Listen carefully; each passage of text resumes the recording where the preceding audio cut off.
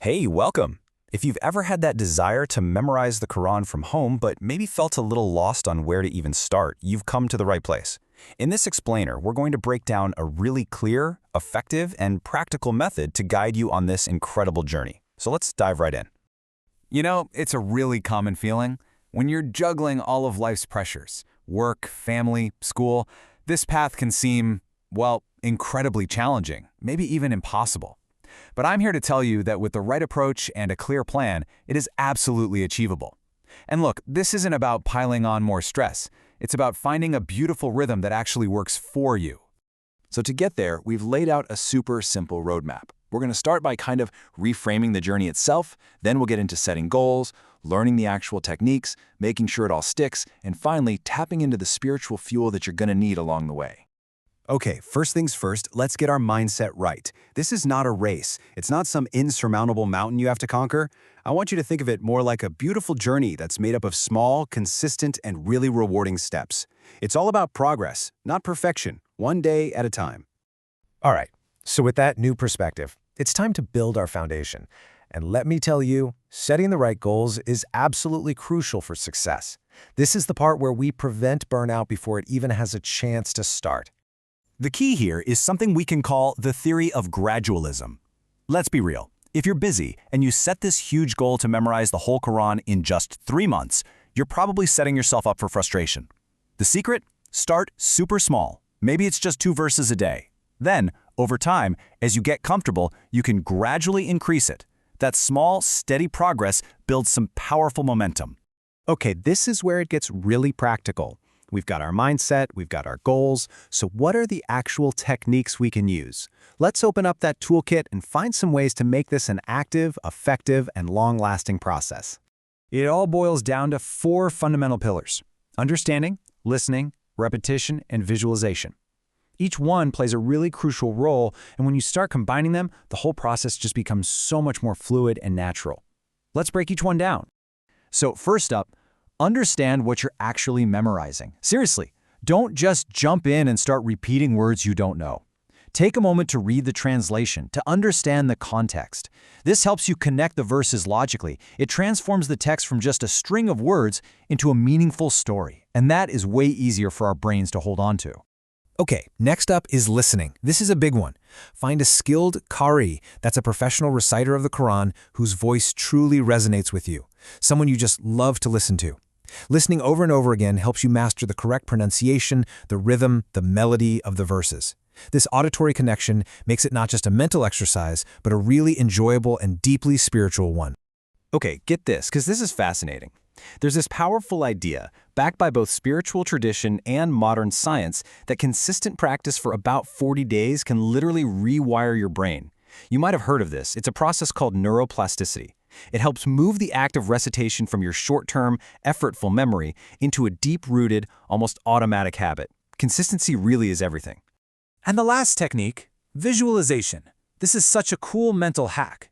As you recite the verses from memory, try to actually see the page of the mushaf, the physical copy of the Quran, in your mind's eye. Picture the words, where they are on the page. This creates a really strong visual anchor in your memory, giving you a whole other pathway to recall the information. Okay, so we've learned how to get the verses into our memory. Awesome. But now, how do we keep them there? This next section is absolutely vital. Let's talk about how to make sure what you've learned actually stays with you for the long haul. And here's the absolute truth about it. You just can't separate memorization from review. They are 2 sides of the very same coin. If you memorize but you don't have a system for review, forgetting isn't just a risk, it's pretty much guaranteed. Review is not optional. It's like the insurance policy for all your hard work.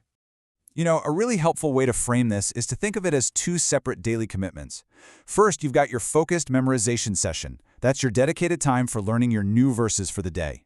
But then, completely separate from that, you should also have a daily habit of just reading from the Quran, any part of it. This keeps the words and the rhythm familiar and just strengthens your overall connection.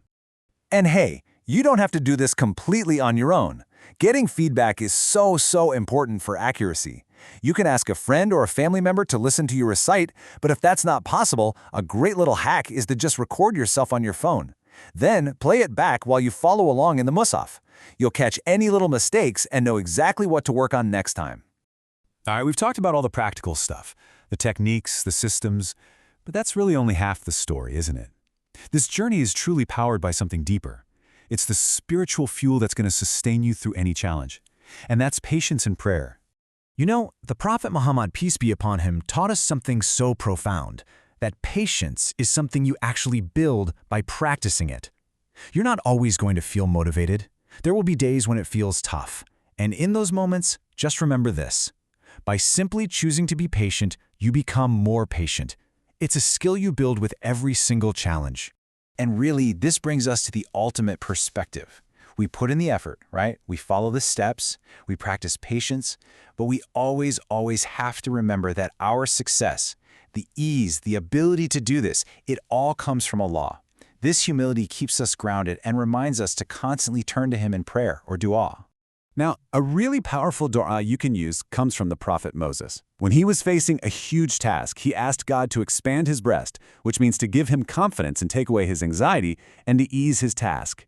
This is just the perfect dua to say at the start of your memorization session, asking for that confidence and ease before you even begin. This next one is all about asking for sincerity in your whole process. You're asking God to make your beginning a truthful one and your ending a truthful one and to grant you support. It's like setting your compass, making sure your intention stays pure from the very first verse you memorize to the very last. And then there's this absolutely beautiful, comprehensive prayer that's just perfect for this journey. In it, you're asking Allah, the originator of everything, to light up your sight with His book, to unfasten your tongue with it, to relieve your heart and expand your chest with it, and to let your body be in its service. It's just a complete and humble request for His help in every single part of the process. So I want to leave you with this one last, really powerful thought. Any effort you put towards the Quran, I mean any effort at all, whether you memorize one verse, one chapter, or the entire book, is a success. Think about it. This is one project in life that, by its very nature, can never, ever fail. So the real question isn't, can I do this? The real question is, when will I begin?